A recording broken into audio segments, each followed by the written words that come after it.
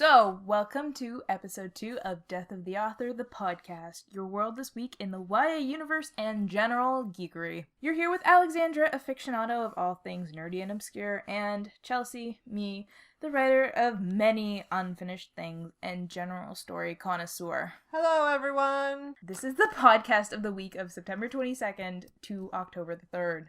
It has been an eventful week, hasn't it? It has been a very eventful week. We actually just got back from a trip. We went to the Grand Canadian Steampunk Exposition. It's not really book-related, but at the same time, it kind of can be, because, you know, steampunk novels. But that was a lot of fun. Oh, it was. While we were there, we actually got to see Steam-Powered Giraffe, which were amazing in person. Oh my goodness, it was probably one of the best things, most trippy things I've ever seen in my life. We also saw Abney Park. We had no idea who they were, but we know now, and we've been listening to their stuff. They're amazing. They're probably going to inspire me to write some really crazy, weird, off-the-wall, fantasy, post-apocalyptic mess of a novel, so stay tuned for that. I will give you guys updates. And then we saw Professor Elemento, and he was just a lot of British fun. He has this, okay, so he's a British hip-hop guy who dresses in a pith hat and had this, like, crazy, like, Union Jack blazer, and he sang songs, He rapped about being British. He did some freestyle. He rapped about teacups. It was a bundle of fun. Absolutely. So much fun. It was life-changing, to say so. Stuff that's going on this week with Death of the Author. We have some reviews coming out very, very soon this week. Probably be hearing this podcast, and some of these will already be out. Afterworlds, which is coming out on September 19th for the review. The book is being released on September 23rd. And then we have Salt and Storm. And Salt and Storm, our review will hopefully be released by September 26th. But the actual book comes out on September 23rd as well. We've had a lot of fun reviewing these too. Just zany times. But what's the editing schedule like on those two? The editing schedule, like my entire life, is a dungeon.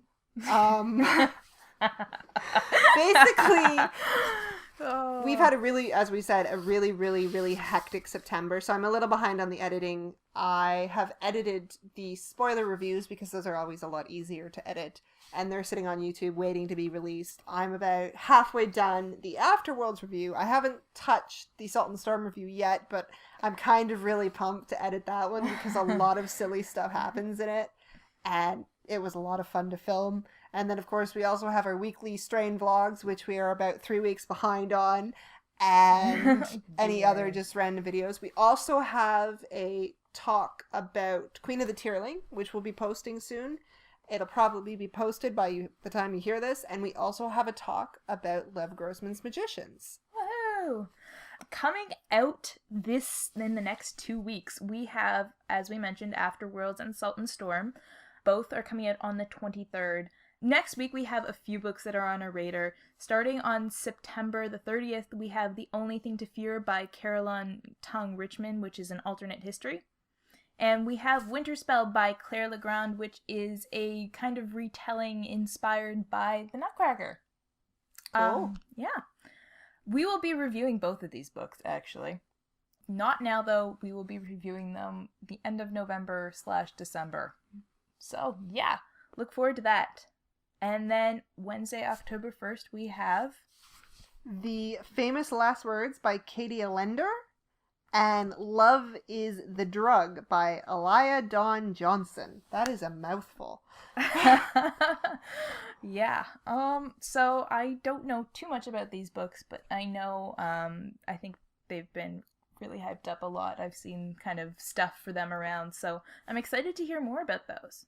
The book we decided to highlight is The Only Thing to Fear by Caroline Tung Johnson, and we're both really excited for this one. Can I take the wheel? Go for it.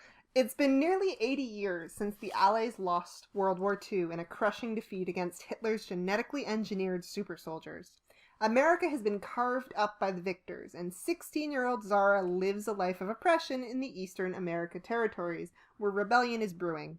Under the iron rule of the Nazis, the government strives to maintain a master race, controlling everything from jobs to genetics.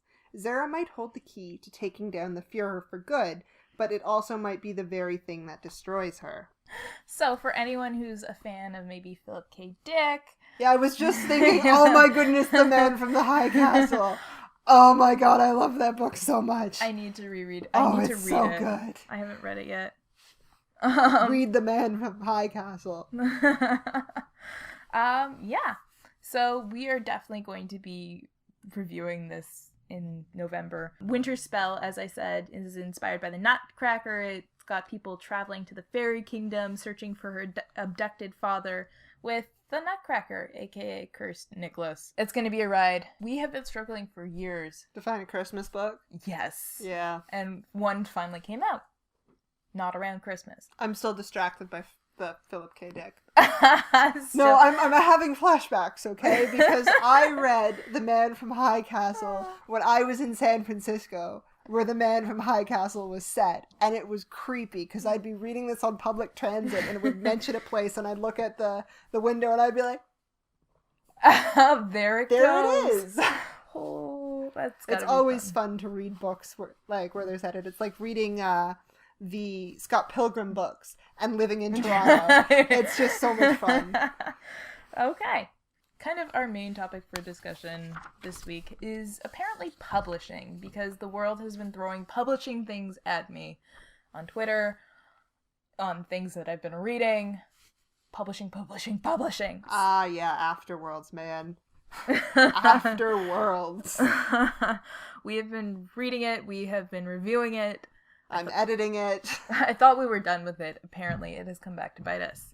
Because I sat there thinking about Afterworlds, and I was like, hey, you know what? This is so interesting. I really know nothing about the publishing world. And so I was like, reading it, and we come across... the main character, Darcy, in one of the chapters, she goes to a YA drinks night, where she ends up meeting a whole bunch of other debutante authors, and like, oh, we're all sister debs, and they're like, starting to give Darcy advice about the publishing world. And so this is what the book says. If you don't make a bestseller list in your first week, you're doomed, said one. Blurbs don't work anymore, says another. You should make sure that the quotable line of dialogues in your book never exceed 140 characters. Seemed at best debatable.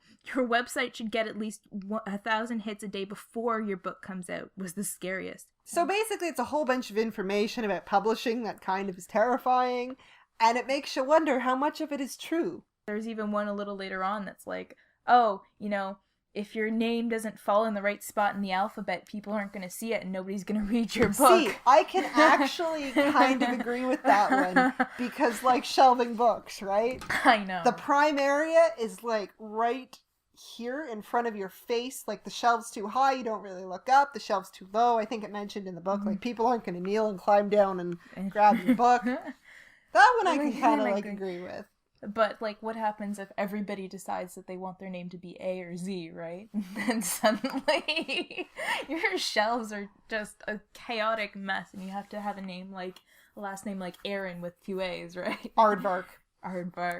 Oh, pen name is now going to be Aardvark. Yeah. Even though I do have a pen name picked out for myself. I have one. Is it Arcarian? No, it's not. I have a legitimate pen name. Okay. Do you want to know my legitimate pen Yes. name? It's pretty fantastic. My pen name is Zanstan. Oh no. I thought that was your director name. I don't know. Whatever comes first. Director Zanstan or pen name Zanstan. Or I could do like KX Stan. Because that is like, that people like initials. A place. People like initials. Pakistan. Or like KA Stan?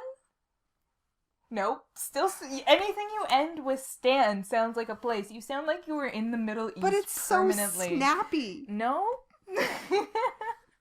It is snappy until you think about it. Well, you're just permanently in the Middle East. I thought about this, okay? I like it. Is that an author or a place? Hey, it has people Googling me.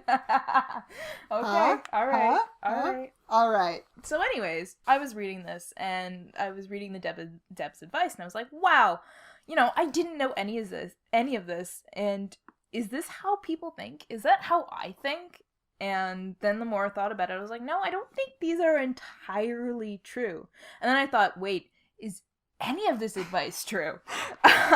So one existential crisis over how I actually thought and how little I know about the publishing industry later, and I was finally determined to get an answer. So where did I turn? To the great ever-present knowledge bank, Twitter. Oh, great one. So I ended up tweeting, just kind of out there. I was like going through Afterworlds by Scott Westerfeld, wondering how many of the Deb's tips are actually facts. And lo and behold, like 2 seconds later, up pops the notification that I have a response from, lo and behold, Scott Westerfeld himself, who says, hey, Death of the Author Reviews, all of them! Hashtag none of them. Literally. Thanks. Thank you. Literally all caps. All of them. All of the things. Hashtag none of them in small caps. So it was a bit of a Schrodinger's answer. They are all true, but only so much as they are all absolute bullshit. So I decided to look up some publishing myths. All right, what do you got for me? Okay. It is important for an author to have input with their cover art. True, not true? I don't know. I think if I were releasing a book, I'd like to have some kind of input, just because Yeah. it's like the face of my book. Imagine like pouring your heart and soul into this story and then them handing your book and it's ugly. Like, I couldn't deal with I that. have this thing where I don't like the whole trend of like the girls in the dress, you know, like oh my god, the faces, I cry. because that would just... I hate books with people's faces on them. I've realized that. If I can see their whole face, no, I won't. I don't like it. And like, granted, I have very little art background, but if my cover's not pretty, I will be pissed. Yeah. Book contracts are too complicated for you to understand. Most contracts are a little too complicated for me to understand. But apparently they're actually fairly readable. Okay. So, and of course you're allowed to bargain. These are contracts. They want to make money off of you. Okay. So therefore you don't just kind of sign them off. You can argue for stuff. I was like, wow, I had no idea. Learn something new every day. Yeah. You need an agent to get a publisher. It's impossible to get an agent. I don't know. Yeah. I guess if you wanted like a big place. Yeah. That's the thing. I was kind of like, I'm sure people do it without agents, but like if you want it, and apparently if you want to get published by somewhere like Random House or HarperCollins. It's interesting because these days anyone can publish a book through things like Lulu and Amazon. So yeah, but if you do want to be published by somewhere like Random House and HarperCollins, you do, I think, have to have an agent. On the other hand, there are a lot of small and mid-sized publishers who do just take submissions. Yeah. All right, let's start sending out my weird manuscript from my Abney Park themed steampunk fantasy. Okay, so write it first. All right. And then we will experiment. All right, we'll do this. And the last one I came across was, most authors are weird and eccentric. Yeah. Yeah. At least the people who I read their books from. Yeah. I don't know. I mean, I've watched John Green cover his face in peanut butter many times on YouTube, so... I feel like if you go through the process of writing a book, there has to be a little part of you that is just off, because it is a process. It is a labor of just Herculean standards. Love and compassion, some hatred. Yeah, I think you have to be slightly nuts and then just go with it. I will post the links to where I was kind of like looking for my random weird publishing facts, and they were actually quite interesting and kind of funny. So, Twitter! woo! So I have been monitoring Twitter, and it was hashtag Penguin Teen Chat. I was like, what is that? And I was kind of listening to these authors' tweets, and then all of a sudden I realized it was about publishing once again. You're just like falling into the publishing hole and just can't get out. Yeah, apparently. This was with Gail Forman, Stephanie Perkins, and Jandy Nelson. And I was just kind of reading, and the one tweet that I found from Gail Forman along this hashtag was about writing what you want. And she says, the need to write is urgent, and it has to be a story that you want to tell. Listen to yourself, be brave enough to find the story, tell it with all the guts and honesty and integrity you have, and then revise the shit out of it. That was a series of 3 tweets, but it just made me laugh. And okay, Sianan McGuire. I love her. She says on September 9th, lying in bed at 3 a.m. with my brain like, psst, psst, hey, guess what? I found the flaw in your plot structure. I get that. I totally get that. Other tweets. Jay Asher. Sometimes I get a need to sit with a guitar and throw raw emotions into a song. Out of me. Into a song. And then I remember I can't write music. I relate to that. Because not only can I not write music, I can't sing.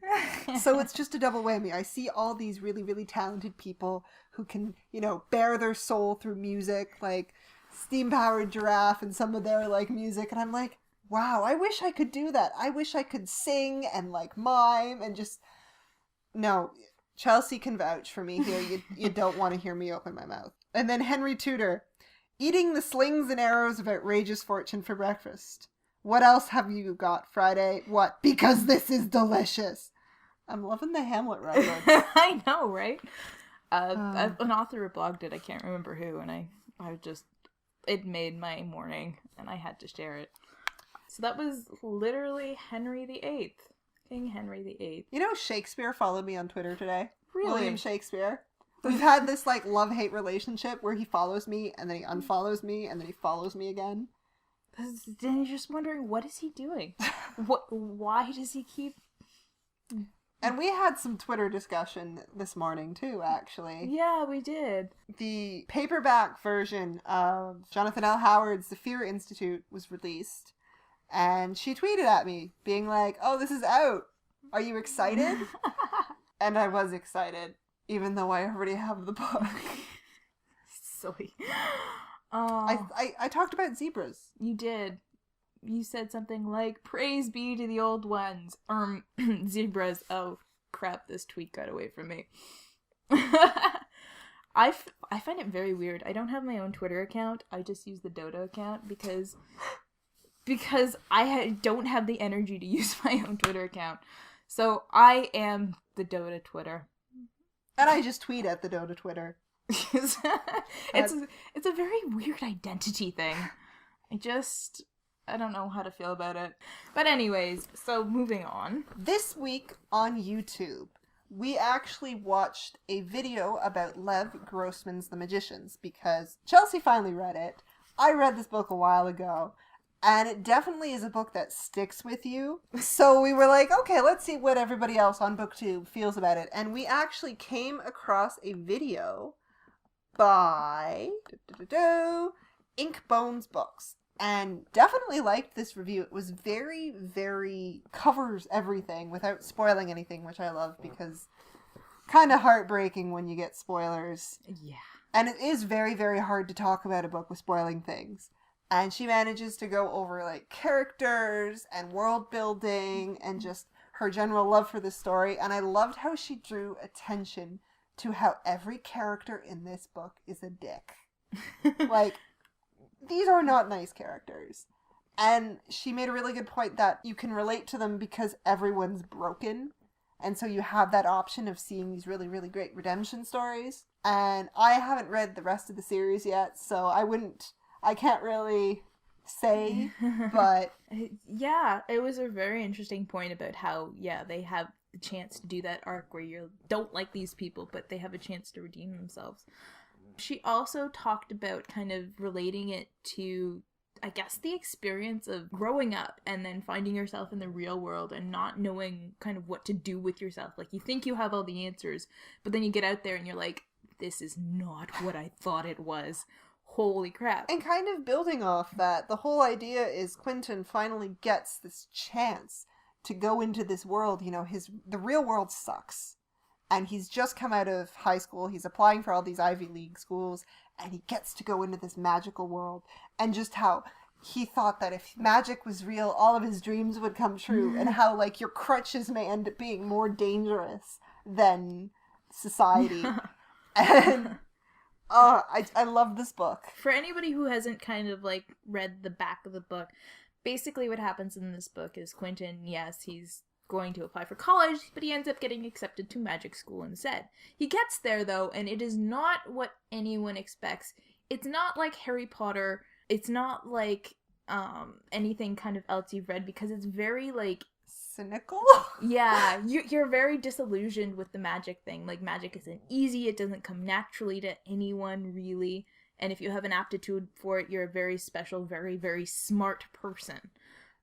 This book basically takes everything that you knew because you grew up with these stories. You grew up with Harry Potter. You grew up with Narnia. And you have this idea of what it would be like. And then it just kind of, like, dances on its corpse. Because it's not... Everything is disillusioned. The characters are disillusioned. The world is just grim. If I were to, like, adapt this into a movie, it would just be very... many shades of gray and just like muted colors. Yeah, it's very different, and you kind of have no idea where this book is going to. Like, the book takes like a 180 about 3/4 of the way through, and you're like, I did not. It's see kind this coming. of like the Magisterium in that regard, because you think you know this story.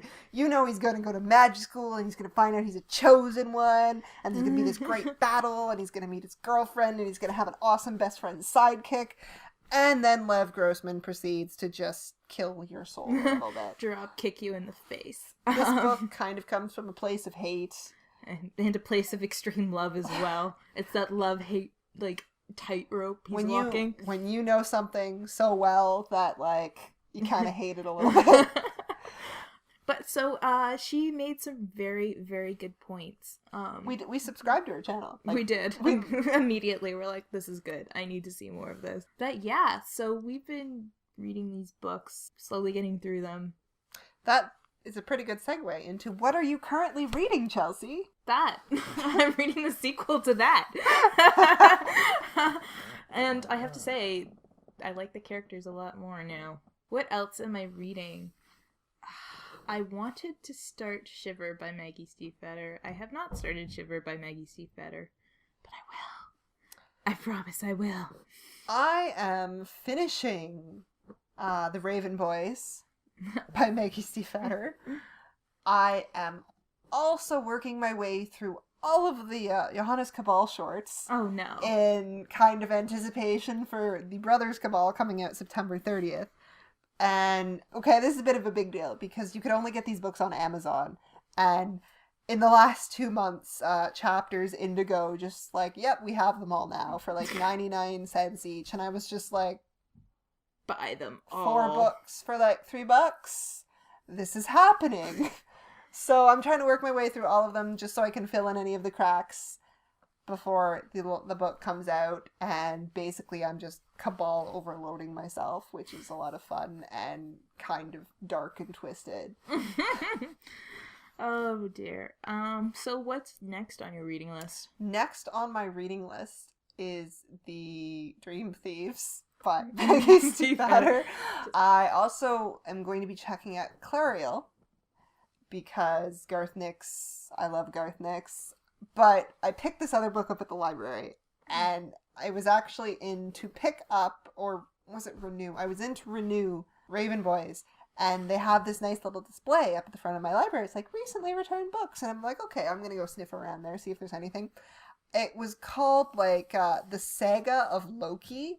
Oh, no. And it's from Loki's position. I love books where they take figures like Lucifer or Death or, like, Claudius and yes, Hamlet, okay, leave me alone, and they tell their story from their perspective. Like, I recently read a book in that regard by Clive Barker where it's like this demon and he's telling you his story and he's trapped in the book and he's just like, no, this is what happened now, can you burn the book so I can, like, die, please, I hate my life.